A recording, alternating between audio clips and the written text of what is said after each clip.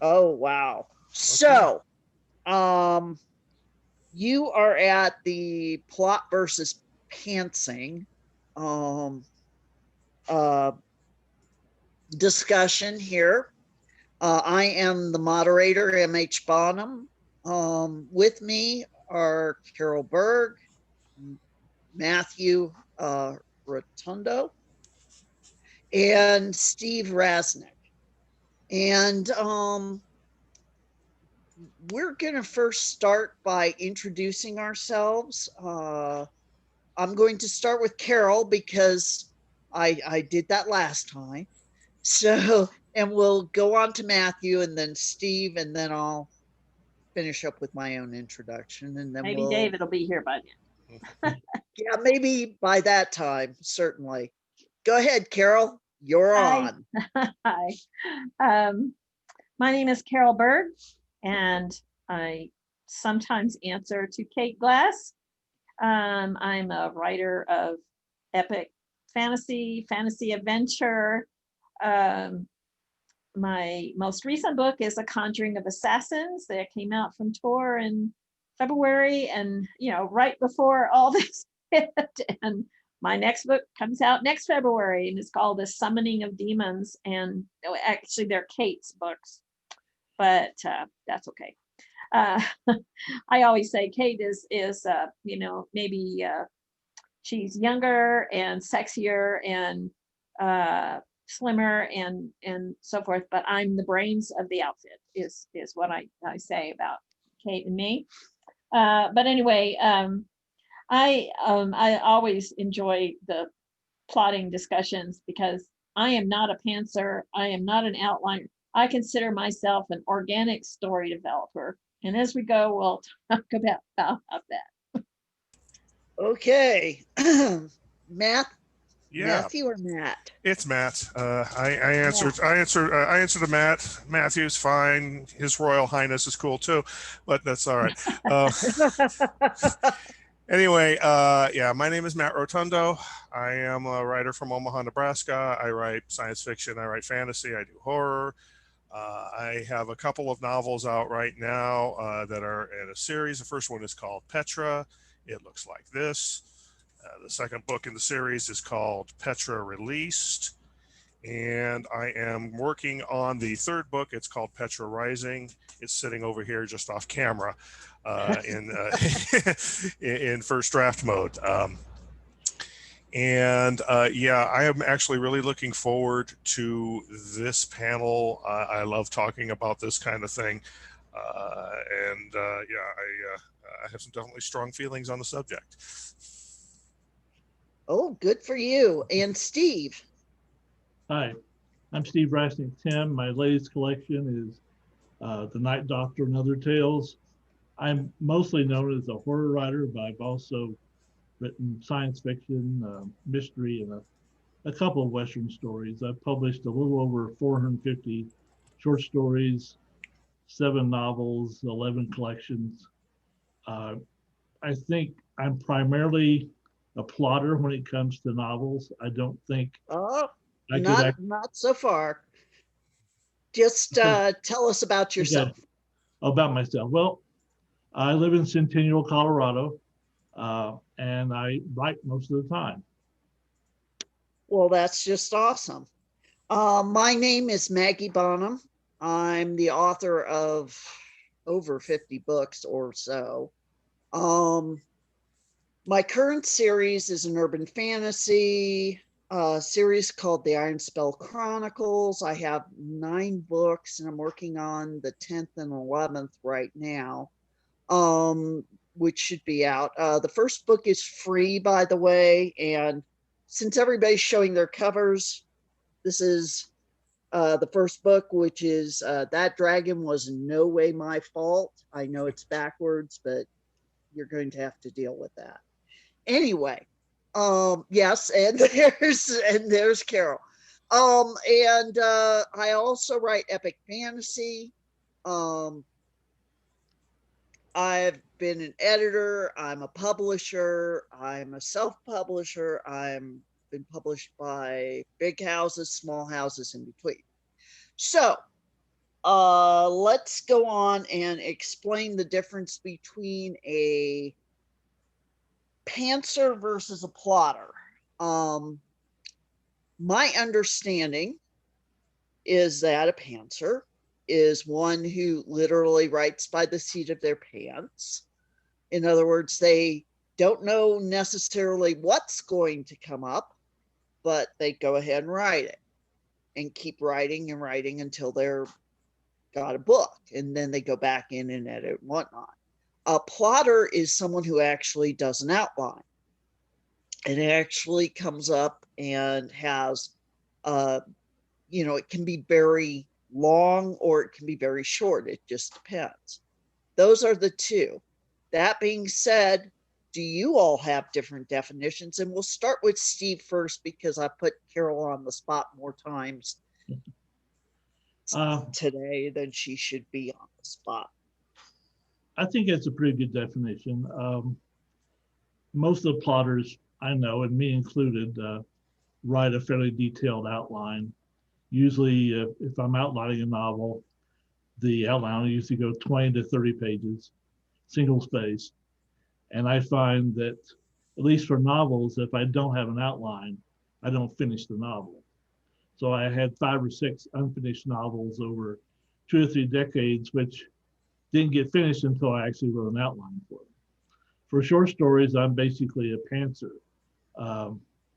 Short stories, basically, you just have to get from beginning to end in an interesting way that keeps the reader's attention. And so there's lots of different things you can do to accomplish that. So traditional plot structure isn't as much an issue, I don't think, with short stories, as long as you're having low points and high points and making it interesting. Matt, what about you? I am pretty much of a, given those definitions, I'm pretty much of a pantser. Okay. I guess my thing is maybe I'm just lazy. I just don't believe in writing the book before I write the book. Yeah, I am pretty much of a pantser. My process, I've actually seen, I'd read recently an article about outline. It talked about many different kinds of outlining. And one of the things that they mentioned in there was actually a thing that is pretty close to my own process. They called it contextual preparation. Okay, it's not an outline in the classically defined sense of the word, where you're figuring out the story events and all of that. Rather, what you're doing is writing a lot of background notes, and that's what I do. I spend a lot of my time when I'm getting ready to write the book. I'm not thinking about story events. I'm thinking a bit about who the characters are and what's the world that they live in, and what that's like. And I ask myself a bunch of questions about this. Why is he like this? What is this world like? How does this work in this world, and that kind of thing. And I write out a bunch of that kind of background preparation, but I'm not writing about story events or what's going to happen. I have some vague idea in my head as to where the story is going to go. But that's about it. And once I feel like I have a good enough handle on the characters and the world that they're living in, that's when I feel ready to start the story. Okay. What about you, Carol? Okay. I hate the word pantser. I hate the word, that the image that it sets in front of me is that somebody sitting in front of a typewriter, heaven forbid, or a computer, and with a blank page and saying, okay, what am I going to write about? It's actually it's more like what Steve said, is I have a starting place and I have an ending place, and I have to make interesting things happen in between. But I also do what Matt said, about there's a variable amount of stuff that I know about the story. Usually the story idea that has come to me has something to do with a character who is not what he seems, a character who is, she's an exile of some kind. She's abandoned. She's been thrown out of a life, someone who's starting over, a man who's a musician who's getting kicked out of prison after 17 horrible years, and he doesn't know why he was in prison. And that's, that's the idea of, sometimes it's the idea of a world, because my 18 books come out in about 6 different series. One is a standalone, and then I have the rest are divided into series of 2, 3, or 4 books. And so I have something idea of a starting place. And like I say, sometimes that involves some research. If when I started Flesh and Spirit, and which was going to be a standalone and turned into 2 books, I knew something about the world to start with. I knew this was a world that was experiencing something like a little ice age. I knew it was on the it was having terrible, it was having plagues and bad weather and disasters. It was 2020, but it wasn't in 2020. And it even was having an election, sort of, because there was a civil war to see who was going to be the new king of this country. Who knew? I didn't think of it as futuristic. You predicted it. But anyway, I knew something about the world, but I couldn't start writing until I had who was going to be there. And then I had this image of a young man face down on the stone floor of an abbey, something like an abbey church, a monastery church, as if he's going to take holy orders. And he's saying to himself, what the hell am I doing here? And that was the image. Once I had that, and I knew something about, I knew he was a rebel of some kind. He was a runaway. He was taking refuge in this monastery because of this horrible winter. He was he had deserted a battle. He deserted the last contender in this civil war that he thought was worthy. And he didn't think this guy was worthy either. And so he was looking for some place where he wouldn't starve. So you think, what does he want on that first page? He wants a warm place to stay for the winter where he's not going to starve. And I had come up with, something about the society, about the magic in that place. But once I had that, it's sort of a nugget of, I can write the opening scene. I know where I am. I know that I want to get him into the monastery. And I know that he doesn't want to be found. And so I think about enough to get into that first scene.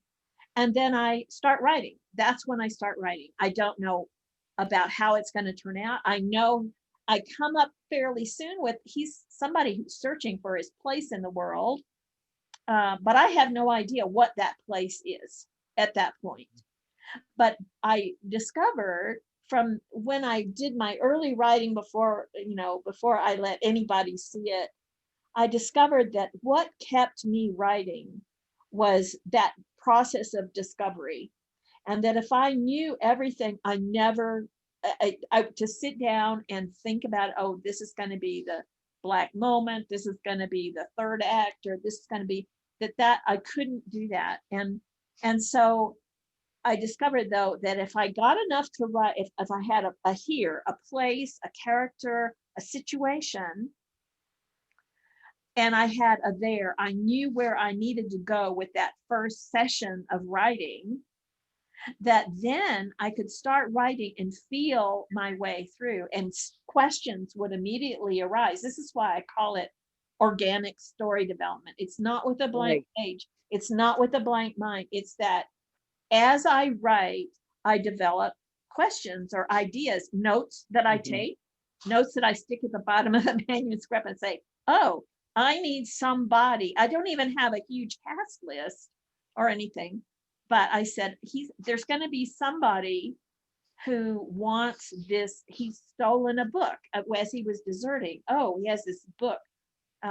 He has this buddy when he's deserted, he's wounded, he's in a muddy road, and his buddy is taking all the stuff they looted as they deserted, except for this book of maps. And because I had decided that his family were magical cartographers. And so it's those little decisions that, the little things that, like this scattering of information, like Matt said, that about the world or about the magic. And I didn't know all that much about it. And so I couldn't over define. Different series or different books, I've known a little bit more or a little bit less, but rarely, I have never really known the end. I sort of know where I'm going. Yeah, Valen's got to find a place, but that I don't know exactly how he's going to get there or what's going to happen or what that place is, because to me that's part of the adventure. So that's why I say, and so I'll write questions, and by the time I get to that scene, I have an idea of where the next scene's going to be. And the farther I go, and I don't write through and then, oh, well, we can talk more about writing through and getting to the end and then about the idea of revision. That's a whole different piece of the puzzle. Right, exactly. Myself, I've done both. And it sounds very weird that I personally prefer the idea of plotting it out. I tend to see more cogent books that way in some ways. That being said, if I'm under a strict deadline, at some point, I hate to say this, but you got to shoot the writer and start writing.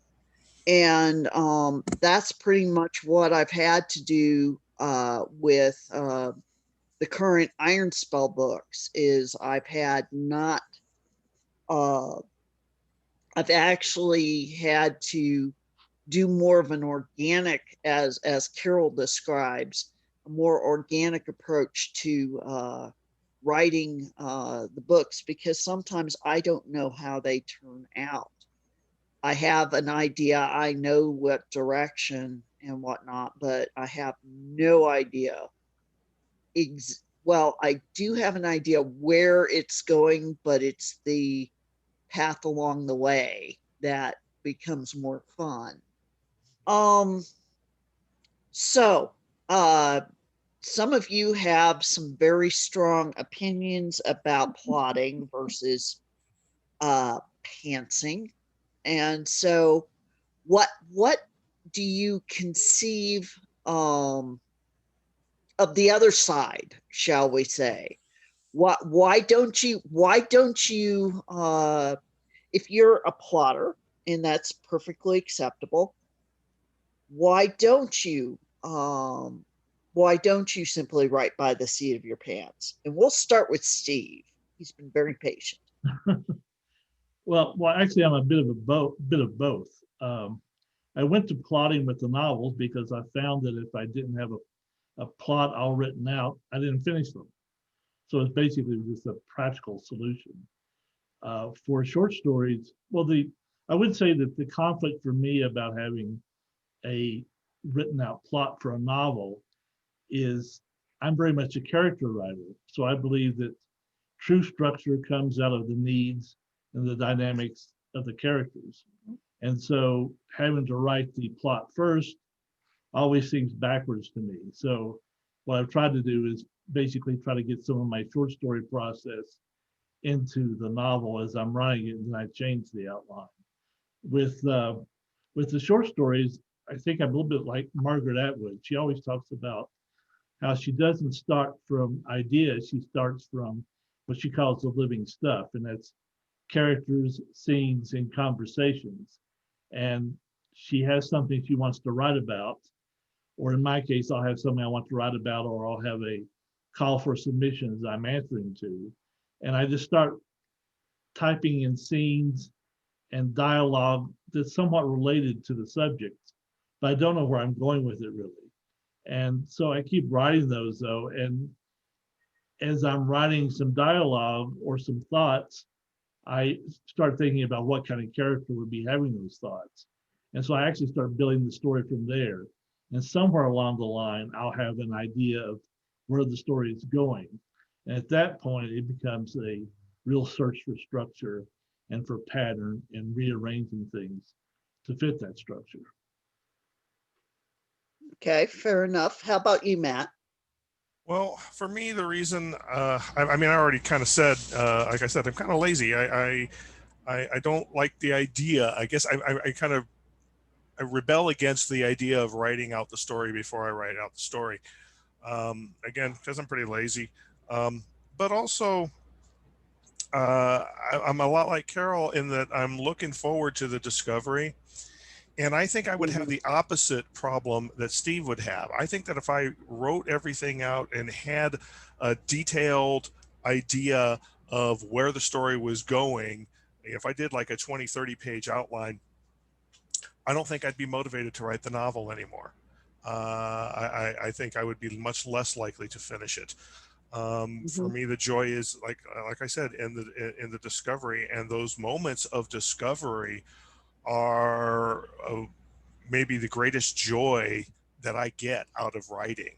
I'll give you an example. In my first book, in Petra, I had an idea how the story was going to end. It was pretty vague, but I had an idea of which way it was going. As I got further into the writing, and I got out to, as I was coming up on the end of my first act, I was thinking more about the ending that I had in mind, and I'm like, there's no way that ending works. I didn't believe it. I don't believe that ending could possibly work. And so I'm like, okay, now I have no idea how it's going to end. But I got to thinking about, okay, what am I going to do? How is this going to end? I mean, and it was right about that time that an idea came to me for the ending. And my first thought was, oh God, that's awful. I can't do that to my main character. I can't screw him that badly. And I thought, actually, yes, I can. And as a matter of fact, I must. So that ending is nowhere in any of my notes. Similarly, in my second book, in Petra Released, there's an important character, an important antagonist who crops up, I can't remember, about 5-6 chapters into the book. This guy was not in my notes. This guy is nowhere in any of the notes I did before the story. He didn't even enter my mind as a character until about a chapter or two before he showed up. And I got the idea for this character, and I was like, oh my God. And he becomes very important to the whole story. Discovering him was, again, one of the great joys of writing for me. So much of writing is drudgery, and it's pounding the keys when you're lacking inspiration and you just don't feel like doing it today and that kind of stuff. I am not one of these people who goes skipping and dancing to the keyboard every day. I'm really not. I have to drag myself there quite often. So those joys are are probably the biggest high I get out of writing. What about you, Carol? Okay. Well, for one thing, if I'd had to do that, I would never have started writing, because I went, a good, probably longer than Matthew's been alive, not writing, because I thought, oh my gosh, It's flattering, but I'm probably a lot older than you think I am. Anyway, go ahead. But I went, all these years, because I thought I could never. I love to read. I love stories. I love complicated mysteries and such. And then I thought I could never do it. And then this friend of mine confessed that she'd always wanted to be a writer, and she asked if I would start writing letters. We each take a character, and we'd start writing letters to each other.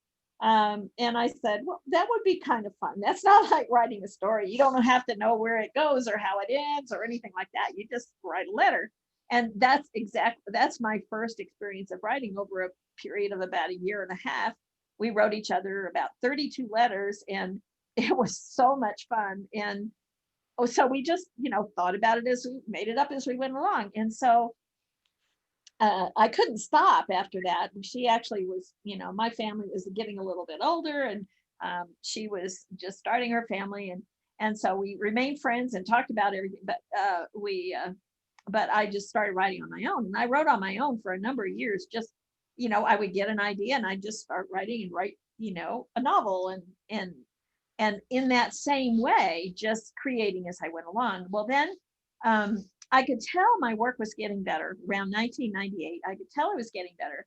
And in 1999, January, I started this story where I knew I had this image of a heroic young man, male figure, riding his horse across the steppes of Central Asia, or maybe it was the deserts of Central Asia, whatever.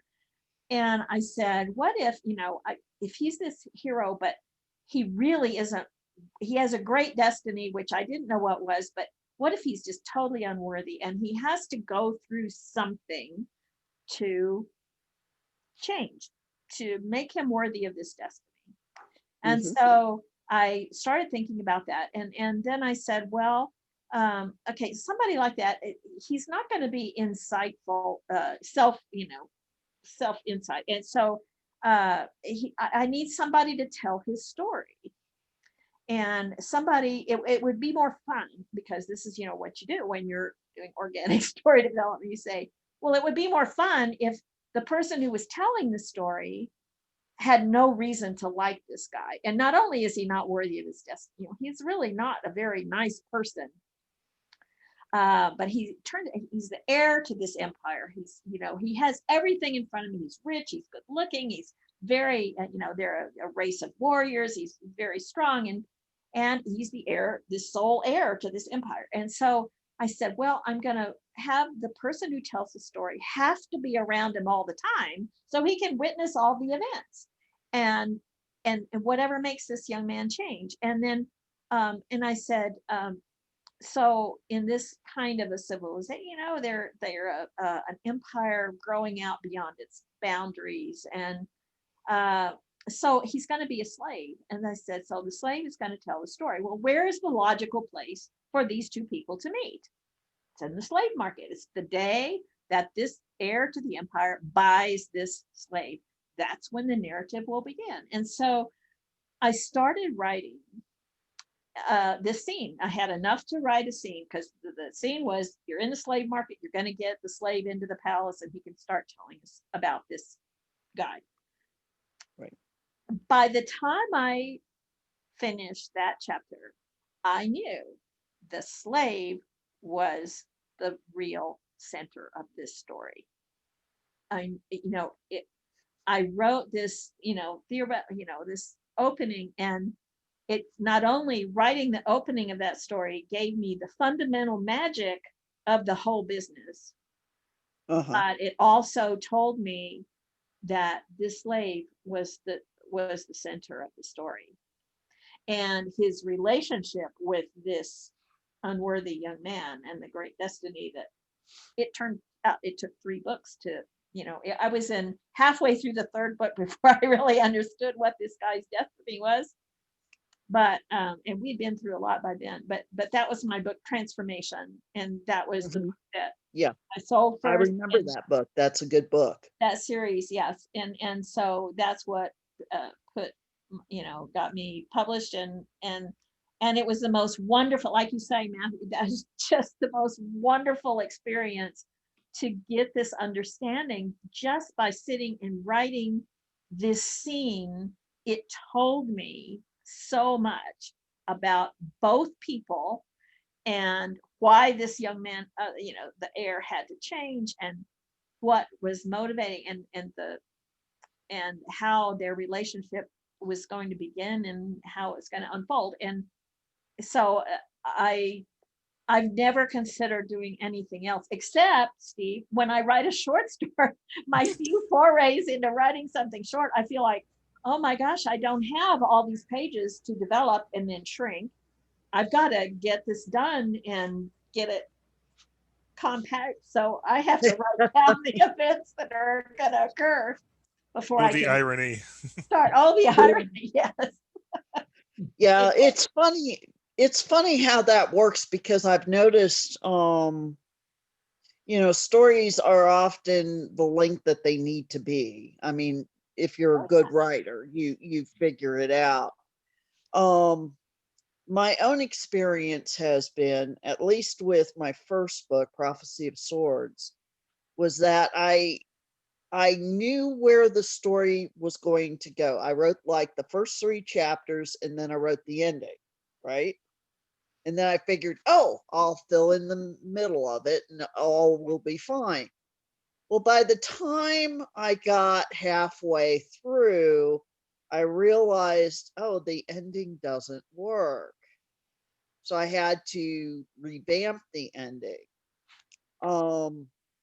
In other books, in books that I have plotted out, what I ended up doing was just using them as guidelines, because I mean, not hard, be a pirate, and treat it as a guideline rather than an actual rule. And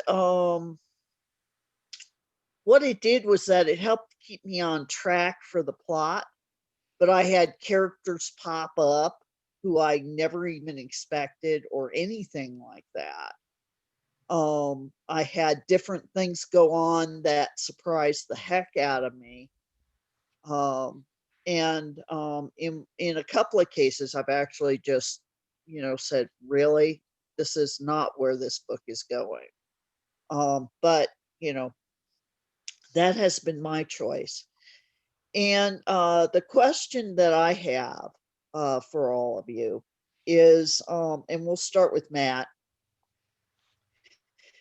As someone who does not plot out your books, have you ever had the problem where you have written yourself into a corner and couldn't figure out where you were going next? Absolutely. I absolutely have.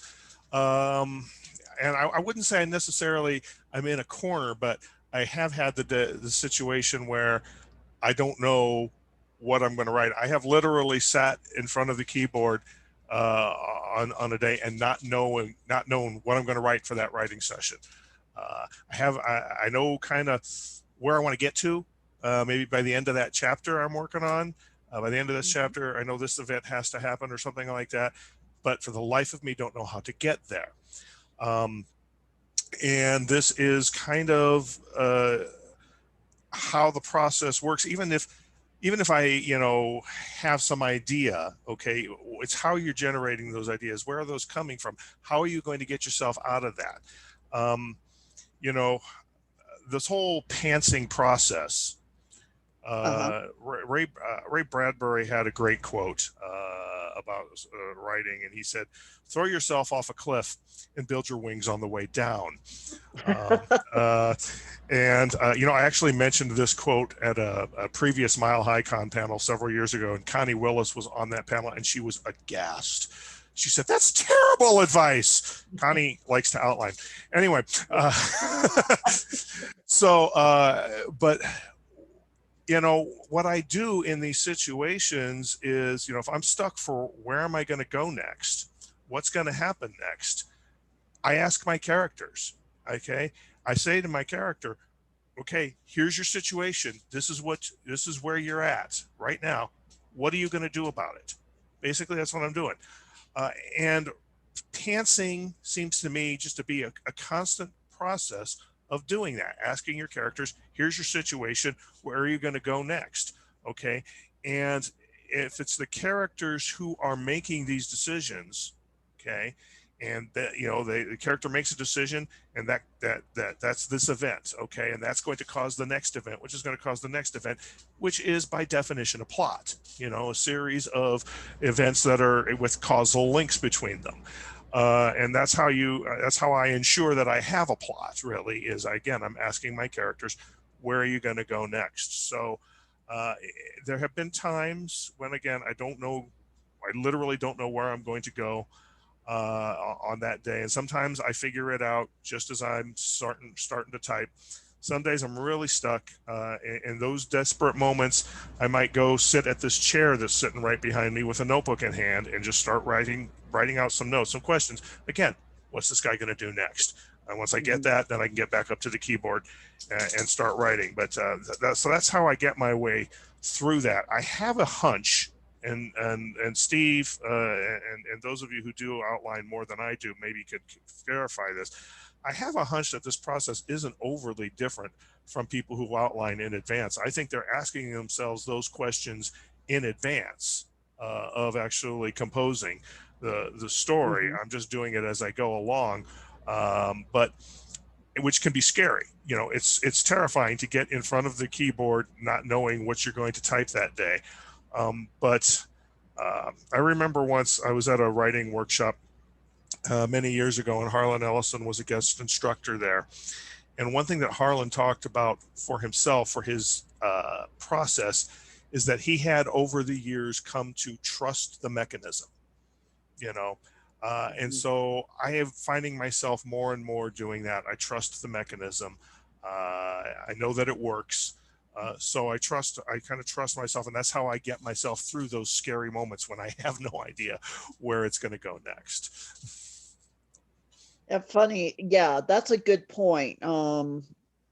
I I have actually mentally done the same thing where I'll sit there and I'll go, "Oh, I know I'm going to write absolute crap."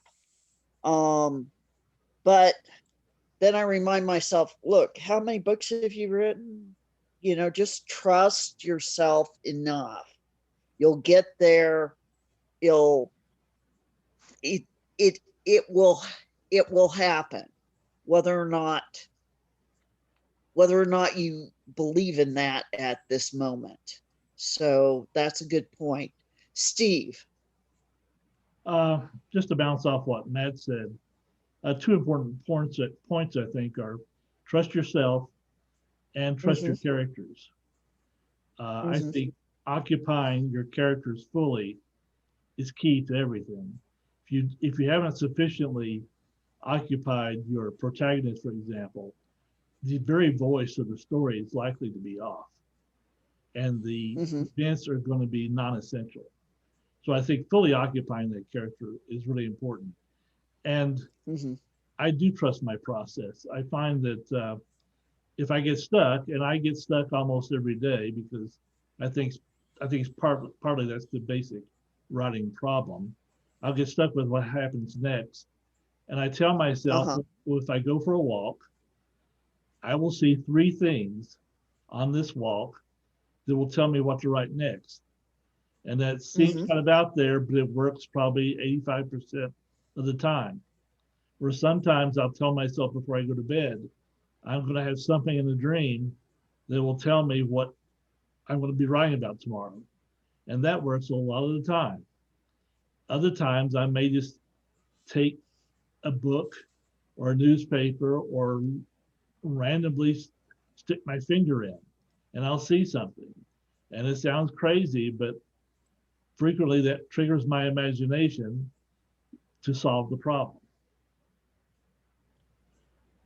Have you ever used just curiosity? Have you ever used a line from a particular book you've stuck your finger into and use that to get yourself going? Well, I haven't done that specifically, but what I have done is sometimes with some stories, I use an improvisational method to structure them. For example, I was once asked to do a story, a penguin story for the further adventures of the Batman for DC. And so I came up with this idea of writing a story in which the penguin, who's been in prison for a long time, has gone on a diet. He starved himself, and now he's calling himself the Vulture. And he gets out and becomes a kind of anti-hero. So the main thing about this story, I had the premise I thought was really interesting, but to tell you the truth, the main thing is it had to be a long story because I wanted to buy a computer with the money. So I was trying to think, how am I going to make a long story with this premise? And I remember that the penguin, especially in the old days, especially in the 40s, the penguin was always quoting Keats. He would quote Keats to Batman, or he would talk to his henchmen and he would quote Keats. So I went over I had a collected volume of Keats. So I pulled it out, and on every page, I would type in some random interesting line from Keats. Uh-huh. And then I started writing the story. I knew more or less where it was going. I knew I needed high and low points. And so I would look at the line and I would improvise a scene inspired by that line. And depending on where it was in the story, I knew what it had to do. And again, it's a crazy idea, but it worked wonderfully. So I finished the story. They bought it. I've gotten a lot of nice compliments on it. So And did you get your computer? Awesome. it was how I bought my first IBM clone. I paid $800 for it. Oh, So oh my.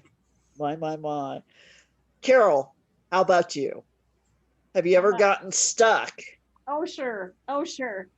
One of the first things you have to learn when you're an organic story developer is that you can throw things out.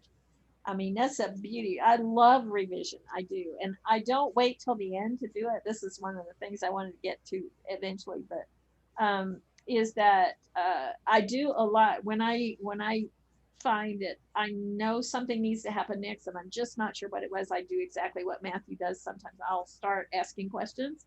And usually with me, it's pen and paper. There's something about that act of putting pen to paper and forcing myself. Unfortunately, sometimes it takes me a while to get there, and I feel like, you know, a little Roomba or one of these a little car that gets going kaboonk against the wall. Kaboonk. How many times do I have to put my head against this wall before I give up and go a different direction? And that different direction is what I'm going to try reading, getting a book of poetry or something, doing that. But I totally love that. That's but an awesome I just idea. have to ask. I have to, ask the question. And the thing is, what I do every day, actually, I've written something the previous day, and what I'll start out the next morning. And people tell you, oh, don't revise while you go. Don't revise. Well, that's the only way I ever get through something. Is that I will go back and I will read what I wrote the previous day, and I will make notes and edit and scribble on it, whatever. I read it on paper, and then it gives me a movement into that story. It gets me embedded, so it gets my brain working with the story rather than cold. And so that helps a lot. And then sometimes I see, oh, I took off totally the wrong direction yesterday, because you ask yourself one question: why didn't he look over his shoulder? Oh, there's something else over the shoulder, because you get your mind in this, oh, it's got to go this way.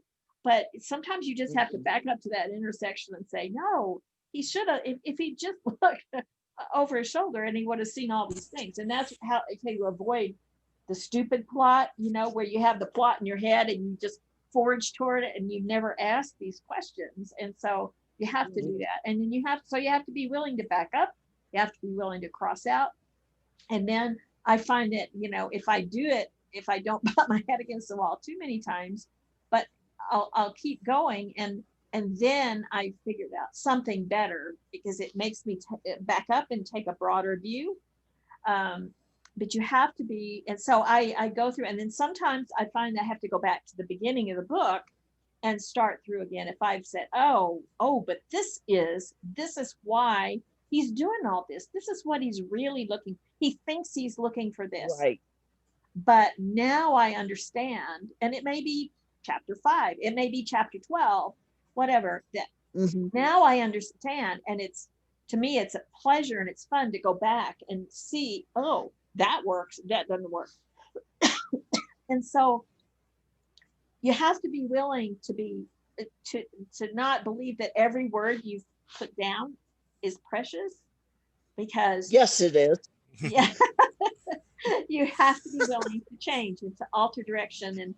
And I very rarely do I have to alter that much. It may be just threading a new idea through there. And if I go back and I try threading this new idea, it gives me more ideas. I always say that my process is it's like starting out from Denver and driving east on a really foggy or blizzardy day, that the farther I go, the more points I see, the more I know where, eventually I'm going to have to get over there. And so I can see more events coming, and more people. Oh, there's got to be, okay, there's a rebellion going on. There has to be a leader of the rebellion, and Sion has to meet him at some time. And so that to me is, again, if you can get out of that depressed, oh my gosh, I'll never be able to figure out what happens next, and you work yourself out of it, then it's really, it makes things a pleasure. Mhm. Absolutely, absolutely. One of the I have a similar I get into a similar situation when writing. And what happens is that suddenly I'll read this and go, wait a second, why didn't he do this instead of that? So I'd have to back up all the way, go back through what I had written and add a scene or even a few lines that explains why he couldn't have done that, or give some sort of reason. And usually it's a foreshadowing thing. So when it finally occurs, you're like, of course, he wouldn't have done it like that any other way. So that's really important. Getting stuck tends to be something that's more of a pantser thing rather than a plotter thing, I would imagine. Is that true, Steve?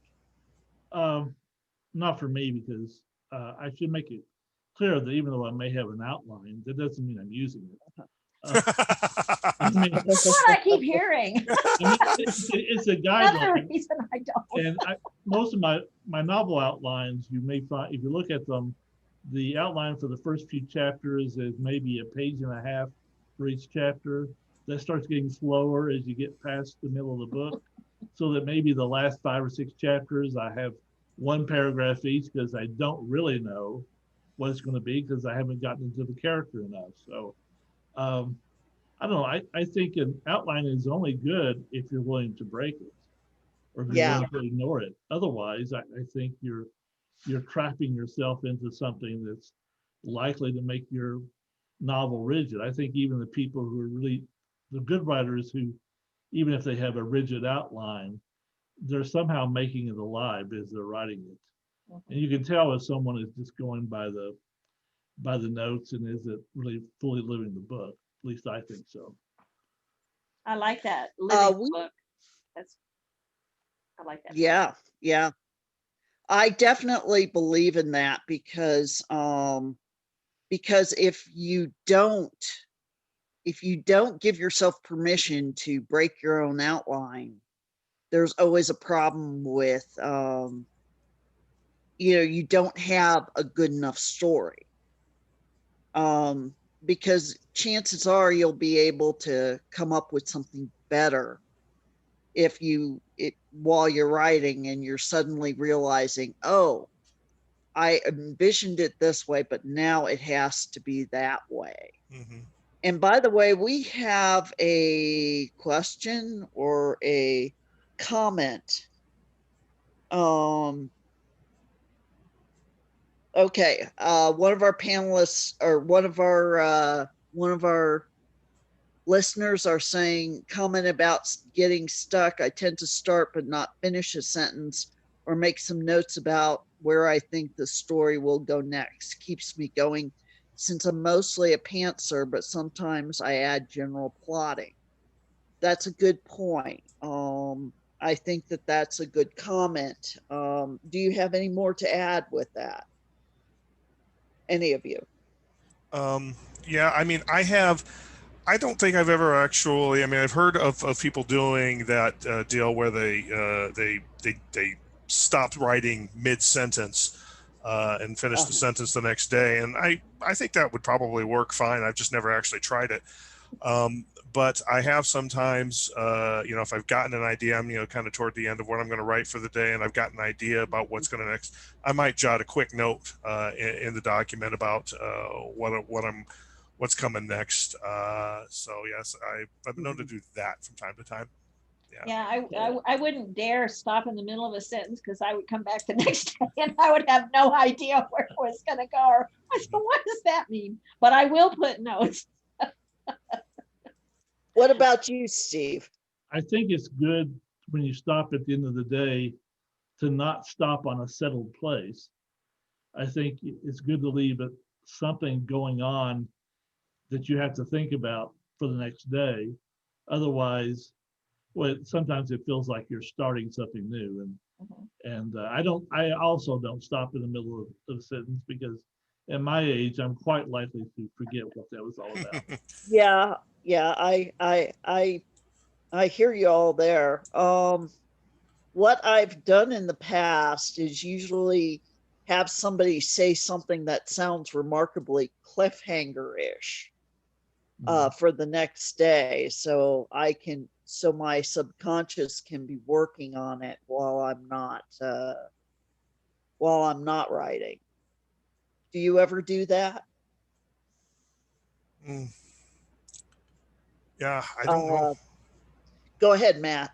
Oh, I don't know if I do. I mean, you mentioned the subconscious working on a problem, and that just kind of brought to mind. There was a time in the writing of Petra Released where I was coming up on a particular point in the story where basically the good guys had to get into a locked place.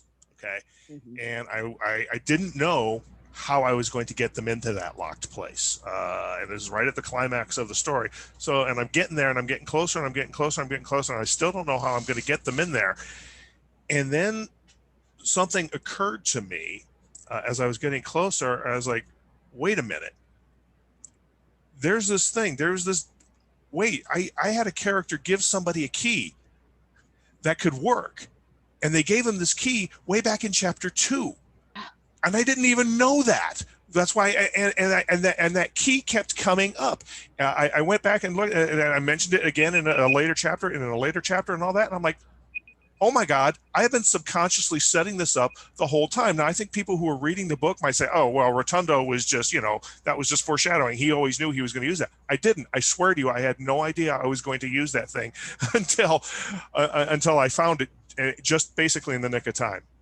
So yeah, there's something to that for sure. Sometimes Yeah. you never know when the ideas are going to come. I had written the 3 books of the Bridge of Darnaz series, and I had already sent in the 3rd book, but I had been noodling around with a 4th story. I said, this young man who's been through this terrible stuff since he was 10 years old, and now he ends up 16 at the end of Soul Weaver. And I said, people aren't finished at that time, especially when they've been through traumatic events. And I said, but I don't know, this piece of a story, I like it, but I don't know how it fits. Is this a 4th book, another book that's separate from the series? Is it the 4th of 4 rather than, an add-on? And I was driving to the bank one day, and I had the top down in my little Miata, and I was driving along. It was like, somebody dropped something from an airplane on my head or something like that. And I went, oh my gosh, your brain just churns over it. And here I was doing something totally different. And I mean, I almost turned around and went home right there, because all of a sudden I understood that there was yet another layer, something that had to happen, an arc that would encompass this 4th book that would twist. And it was one of the most wonderful revelations. And it was because I was doing an errand that was totally different from that book, and that I built up this stuff in my head. But it took getting away from it. Like Steve says, he'll go for a walk, and that was a drive on a beautiful day. So you never know. What about you, Steve? Um, well, I think, the ideas, as she said, they come at any possible time. There have been times when I've jumped out of bed at 3 o'clock in the morning because it just occurred to me how to finish a certain scene, and I wanted to capture it. I think the major problem for me as I've gotten older is I'm a little bit more forgetful. So when the ideas come, I feel like I have to capture them right away. So when I get an idea for a story, for example, I may have to sit there and write 3, 4, 5 pages and still maybe not finish the story, just because I want to capture that idea to use later. So yeah, they are coming all the time. The solutions are coming all the time. The real difficulty is finding a good way to capture them. Good, good. What are we doing with time right now? We're past our 50 minutes. It's about Ooh. 2:25. Okay, so we are past our 50 minutes. So we should probably oh, I see one Q&A. We have one more question and then we're going to wrap this up. When you're pantsing, do you find that the initial solutions to problems are too cliche? How do you recognize them and push past them? Would plotting lead to more complexity? We may have to answer this in the Discord channel. Discord channel. Yeah, That's I'd be right. happy. I'd be happy to go out to Discord and I talk would about too. that. I Yeah. would too, because that's a fun question. That is a fun question. All right, so since we're running out of time, quick wrap up.